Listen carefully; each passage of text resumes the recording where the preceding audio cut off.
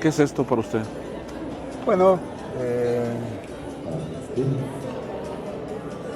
siempre me remito a Jorge Luis Borges. Él decía que, para este tipo de preguntas, él decía que no podía concebir el paraíso en cualquiera de sus formas si no existía una biblioteca en él, es decir, un lugar donde hay libros, ¿no? Y pues está cerca, la vida de los libros para mí también está cerca de esa idea, de la idea de un paraíso, ¿no?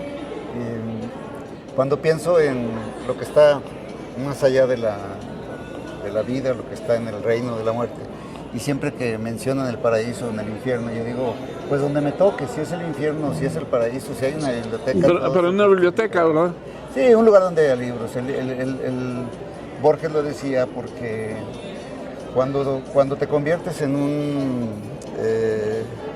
una persona que acostumbra a leer por diversión, por conocimiento, si quieres llamarle también así, se vuelve una especie de droga, como la historia, ¿no? Claro. Que es una de las cosas en las que, como alguien la ha definido, ¿no? Se vuelve como uno de los productos más peligrosos en la química del intelecto, ¿no? Porque dices, bueno, de pronto aprendes otros mundos, viajas a otros lugares, o como dicen alguien en las anécdotas, cuando lees, no solamente conoces un mundo y una época, sino conoces muchos mundos, muchas épocas, muchas maneras de pensar, y eso es maravilloso. Y tiene un lugar común que es el olor. Ah, por supuesto, sí. Que yo sufro mucho, usted es más joven que yo, Sí. pero yo sufro mucho por esa transición a la pantalla, digo, me falta algo. Sí, yo tengo la costumbre como con el pan, sí. El santo olor de la panadería, que decía don Ramón López Velarde. Como con el pan, los libros antes de leerlos, primero me doy un atracón de olfato, sí. Porque el aroma de la tinta y a veces en combinación con el papel, sí. Te dan una sensación pues muy especial, que es la primera frontera, la primera puerta para ingresar a la lectura, ¿no? El oler la tinta entre los periodistas cuando se imprimían, sí, claro, en las máquinas estas que publicaban las rotativas, y entre nosotros en los libros, lo primero es darle pues esto que te digo, un pasón, sí, de tinta. ¿Y cuál fue su primer amor? Así, el primer libro que dijo, caray, ¿qué es esto? Sí. ¿Qué lo prendió? ¿Qué lo enamoró? En mi casa solamente había 2 libros. La Biblia, como en muchas casas. Por supuesto. Pero había otro libro que era en 2 partes, muchos años después me di cuenta, aún lo conservo. Era Las 1001 noches. Ok. Estaba en 2 tomos, pero en mi casa siempre hubo solo un tomo. Pero fue suficiente porque es tan grande la cantidad de No creo que lo haya leído nadie, ¿no? Sí. Empecé a leer ahí como niños, sin proponerme o sin cuestionarme, mejor dicho, si este libro era un libro de una civilización muy lejana a nosotros. A final de cuentas, había coincidencia entre la Biblia y sí, claro. Las 1001 noches. Estamos hablando del Medio Oriente. La verdad, los 2 eran de ahí, pero en este caso, Las 1001 noches nos hablaba de mundos fantásticos, de emperadores, de ciudades de oro. Nos hablaba de un señor que volaba en una alfombra, de un señor que tenía una lámpara mágica, que era la lámpara de Aladino, de Alí Baba y los 40 ladrones, y otras cosas que de pronto representan lo que me mostraban una especie de patrón o de alimento de todos los niños, que es la fantasía, ¿no? ¿Nos faltan curadores, maestro? Yo porque hay tanto ya. Sí, me parece una tarea. Sí, hay ahorita una especie de sobreoferta, pero está bien. Nunca va a ser suficiente lo que escribimos, nunca va a ser suficiente lo que pensamos para entender o para contrarrestar la simplicidad en la que vive el mundo. Cuando yo escucho a los filósofos universales que tenemos en este momento y se preguntan sobre los problemas que tiene la humanidad, dice, hay muchos problemas que podemos enumerar: la inseguridad, la falta de alimentos, las diferencias sociales, las fragilidades de la democracia en todo el mundo, todas estas cosas que son importantes sin duda, la economía. Dice, a mi juicio, lo dice un filósofo español, Inerarity se apellida, dice, el problema principal es la simplicidad. Interpretamos al mundo con una facilidad impresionante. Es terrible. Y parece un contrasentido que en el momento que más libros se producen en el mundo es el momento en que se lee menos y además se lee mal. Se lee porque se lee con mucha superficialidad.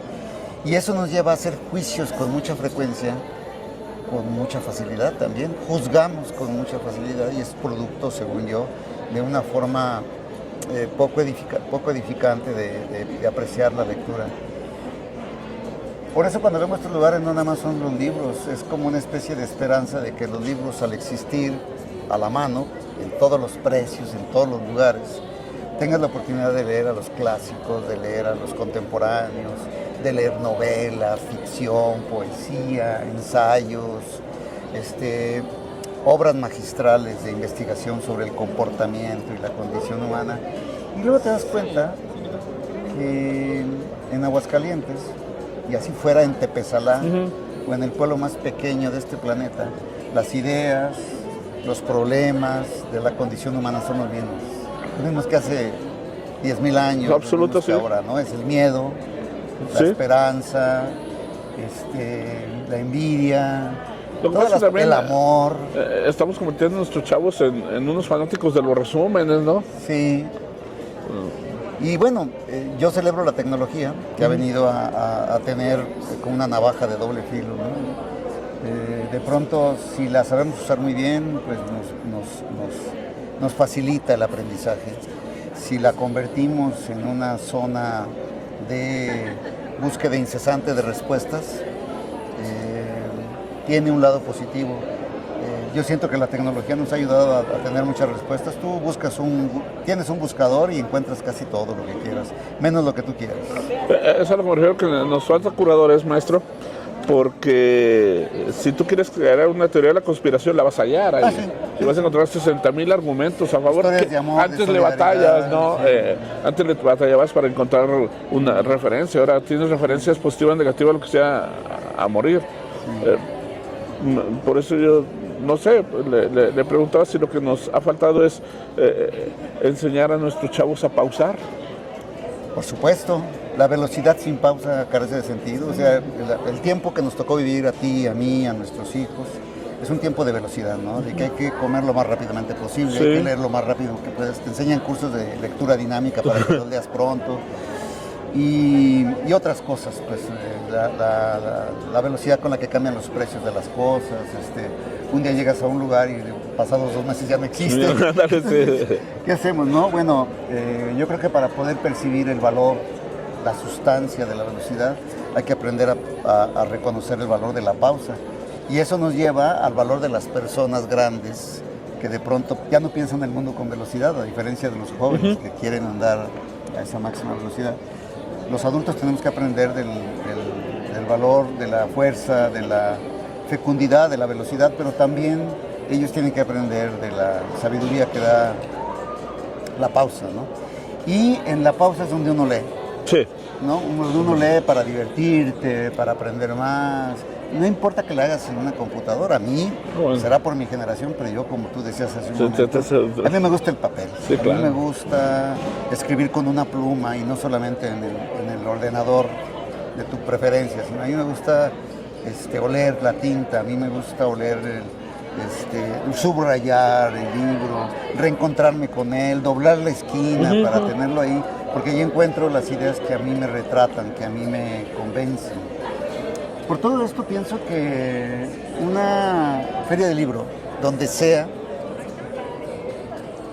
no es nada más un acto de concordancia con una institución educativa o con una institución cultural, cuando se organizan en el ICA, por ejemplo, ¿no? ¿A usted cuántas le tocaron, maestro? ¿A usted cuántas le tocaron organizar? Bueno. Sí, algunas. Yo pienso que debemos de pasar un poco de concebir a la cultura como una especie de entretenimiento valioso. La cultura, para decirlo en términos abstractos, es estructura, es decir, la cultura le da tanto peso a la sobrevivencia de la especie humana como la riqueza económica, como la riqueza tecnológica. Es más, podemos quedarnos sin dinero y sin tecnología, pero no podemos quedarnos sin la esencia del ser humano, que es pensar, que es disfrutar, que es amar. Que lleva la paz al último, ¿no? La paz, esas cosas, ¿no? Entonces, el valor material de las ferias de cultura, más allá del costo de los libros, pues es un valor que ha salvado sociedades, que ha salvado momentos críticos, y que ahorita, en el momento que vivimos, no solo en México, en todo el mundo hay una especie de desasosiego. Yo pienso que la lectura es quizá una de las puertas en las que no tenemos ninguna duda que nos puede salvar de cosas. Hay cosas en las que tenemos dudas, ¿no? pero en el de la lectura jamás, ¿no? Yo creo que no. La fuerza de la lectura es, al menos en mi concepto, una de las pocas certezas que tengo en mi vida, ¿no? Por eso le hablaba de los así como el cariño que le tengo a mis hijos, sí, no por tengo supuesto. ninguna duda. Absoluto. La certeza que tengo de que la lectura puede ser una puerta, una plataforma de salvación de los errores que cometemos como especie. Vivamos donde vivamos, no me importa si sea Nueva York o si es Tepezatlán, insisto.